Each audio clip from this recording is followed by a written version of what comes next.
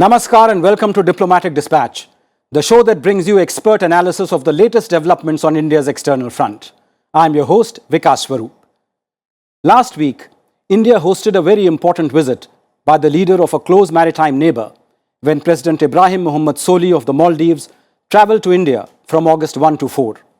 Therefore, in today's show, we will take an in-depth look at India's multidimensional ties with the Maldives.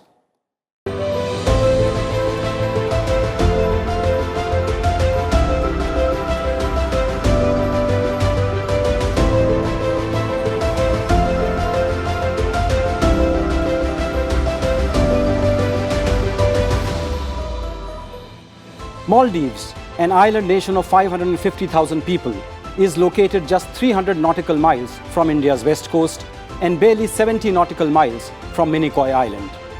That is why India and Maldives share ethnic, linguistic, cultural, religious and commercial links steeped in antiquity. The modern partnership began in 1965 when Maldives gained independence from the British and India became one of the first countries to establish diplomatic relations with it. Just as India has a neighbourhood-first policy, Maldives has an India-first policy, a recognition of India's special status in the island nation as a first responder and net security provider. India has demonstrated this time and again. In 1988, when it responded to the then Maldivian President Abdul Gayoom's urgent request to defeat an attempted coup. During the 2004 tsunami, the December 2014 water crisis in Mali, and more recently, during the pandemic, when Maldives became the first country to be gifted 100,000 COVID-19 vaccines by India in January 2021, receiving another 100,000 doses in February 2021. Since 1988, defense and security has been a major area of cooperation between India and Maldives. A comprehensive action plan for defense was signed in April 2016 to consolidate the defense partnership. India provides the largest number of training opportunities for Maldivian National Defence Force, meeting around 70% of their defence training requirements. Our defence cooperation also extends to the areas of joint exercises, maritime domain awareness, joint hydrography, and infrastructure development. India also has a very strong development partnership with Maldives. We have provided roughly $2 billion by way of grants, concessional letters of credit, and buyer's credit, and another $800 million in financial assistance, including budgetary support and a currency swap arrangement. Some of the iconic projects set up with Indian assistance include the Indira Gandhi Memorial Hospital, Maldives Polytechnic, and the India-Maldives Faculty of Hospitality and Tourism Studies. The latest to join the ranks of landmark bilateral projects is the National College for Policing and Law Enforcement, India's largest grant project in the Maldives, which was jointly inaugurated by President Solih and External Affairs Minister Dr. Jaishankar in March 2022.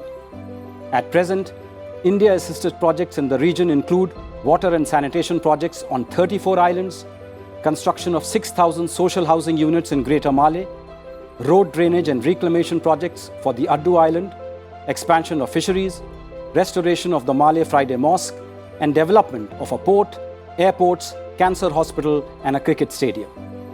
India is also implementing 45 community development projects in the Maldives in sectors such as fisheries, ecotourism, sustainable development, agriculture, heritage and culture, health, island infrastructure, and education. India-Maldives bilateral trade reached $323 million in 2021, registering a growth of 31% over the previous year. This is a direct consequence of the launch of a cargo vessel service between the two countries in September 2020 and the air travel bubble instituted in August 2020. 27,000 Indians live in Maldives, forming the second largest expatriate community. They include doctors, nurses, health professionals, teachers, and workers in the tourism industry.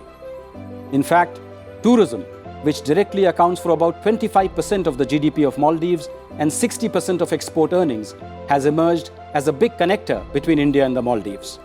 This year, the highest number of tourists have been from India, with a 14.7% market share.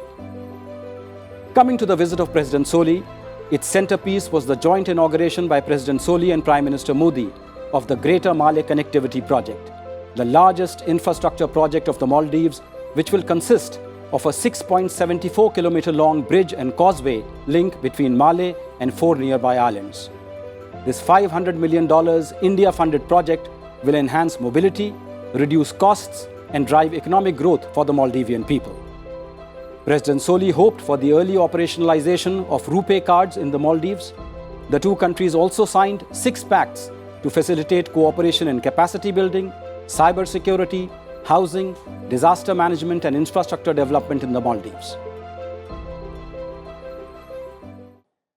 To learn more about the partnership between India and the Maldives, I will be calling upon 2 superb experts. Joining us via video link from Canberra is Dr. Athaulla A. Rasheed.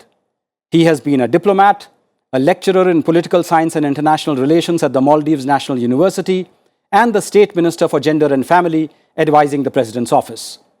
He is currently pursuing a second PhD at the Australian National University on climate security of small island developing states and international policy. Ambassador Rajeev Shahare joins me in the studio. He is a veteran Indian diplomat who served as High Commissioner to the Maldives from 2013 to 2015 and Ambassador to Denmark from 2015 to 2017. Let me begin with you, Ambassador Shahare. Thank you. Why is the Maldives so important to India? First of all, many thanks for calling me on your show. It's a pleasure to be here. Why Maldives is important for India, I think your introductory remarks have covered it very, very comprehensively. Long-standing ties steeped in antiquity, shared ethnicity, same people. But what overrides our bilateral ties with Maldives and what is so important for India with regard to Maldives is Maldives' strategic location. These roughly 1,200 islands archipelago straddles, I think, some of the most crucial sea lanes of communication, SLOCs as they're called. And these are absolutely vital for movement of so much of sea traffic and particularly hydrocarbons. Oil passes through that. That makes Maldives' strategic location that much important, not only for India, but I think the entire world community. And hence, you see presence of many international, many other countries in the region. So this is something which is very important. A very important factor you mentioned about India's neighborhood first policy. And I would say that our Prime Minister has very clearly stated that in our neighborhood first policy, Maldives has primacy. And we accord that primacy to that. Dr. Rasheed, I would like to ask you the same question. Why does Maldives have an India first policy? And how do you see India's role? First of all, also thank you for this opportunity and also be part of this program. A great pleasure. So Maldives is in fact the smallest South Asian neighbors of India are located in the Indian Ocean. Maldives has long-standing diplomatic ties and friendly relations with India. And recently, this relationship has been reiterated by highlighting the India First policy. So when it comes to its foreign policy, Maldives has a foreign policy based on national sovereignty, territorial integrity, respect for rules and rights-based systems, and most crucially, friendly ties. India has been the closest and most important development partner, not only today, but also to highlight for a long time, even since the time of post-independence developments. So India's cooperation and development support is important for the Maldivian people. In this respect, India First policy illustrates the close political and diplomatic ties we are reiterating today. People-to-people contact is also important for mutual support and cooperation. On the other hand, India has a vested interest in the maintenance of peace and security, as well as to support the development of the region. In this context, India First policy illustrates and brings closer to the Maldives. And I think this is important for promoting rules-based diplomacy and mutual interests of both governments. Thank you very much. Now, Ambassador Shahare, as you mentioned, the last 4 years have seen India-Maldives relations touch new highs under the leadership of President Ibrahim Solih. Before that, there was a strong perception that Maldives was coming under the grip of China. Do you think there has been a much needed course correction? Absolutely. Undoubtedly. Prior to 4 years, 2018, in fact, I worked and I was High Commissioner during President Yamin's time, barely for a year and a half or so. I could see a very definite shift. Well, it is like stated that every country has its, they have their rights to go about and choosing their whatever they want to with regard to their foreign policy. That is absolutely fine. But considering India's, close ties, like you had mentioned that India was the first responder in so many instances, including the latest COVID, etc. That was a bit, not a bit, but quite a setback. And coming off MDP and along with that, President Ibu Solih's occupying the office, drastically changed the entire scenario. And that, I think, the credit goes to both sides, the way we have engaged each other, the genuineness in relationship. And in a way, we should also see as to how Maldives' neighbor has suffered. Getting into that trap, getting into... You're talking about Sri Lanka, of I'm course. talking about Sri Lanka, which is absolutely very evident. And I think that really shook them up also. It has shaken up everyone. I think whosoever has taken these debts from China, I think that really got them thinking as to how should they proceed in their developmental programs. I think that's where they feel extremely confident, very safe dealing with India. So our engagement is close to $2.8 billion, which has the whole gamut of LOCs and grants and budgetary assistance and rupees, the currency swaps and all. So one point I want to make, especially the last 4 years also include 2 years of COVID. Correct. So that should have made our relationship a bit sluggish. But much to the contrary, the relationship really saw a complete turnaround where we not only tackled the pandemic, but we created air bubble. Indian tourists were going there, and we came up number one tourists in Maldives. Following on from what Ambassador Shahare just said, Dr. Rasheed, some sections in the Maldives have been instigating an India out campaign. In fact, the ruling MDP has described it as a well-funded, well-orchestrated and premeditated political campaign with the express purpose of whipping up hatred against the Maldives' closest ally, India. Both the government and the Majlis have deemed it to be a threat to national security, and most political parties, barring the ones running it, have rejected it. Why is India being made into a political issue by some elements, and how should it be countered? One thing to reassure and reiterate is that India is and will be the closest ally of the Maldives in the political, socio-economic, cultural, and security spheres. Notwithstanding this, however, this is a question in front of us that needs further inquiry. I think India Out campaign is very much a domestic political phenomenon which does not reflect the sentiments of the Maldivian people towards people of India. To explain this in the political context, during political contestations, people will align with different political views and party links, and move forward with them for next elections. This is how it works in the Maldives as well as in many other communities. I think while India Out campaign issue sits in a public inquiry space, how Maldives' foreign policy has always been aligned with India's interests and vice versa must be taken into consideration when we look at this issue. We must also focus on how important India is as a partner in terms of achieving our development and security objectives in the Indian Ocean. Thank you.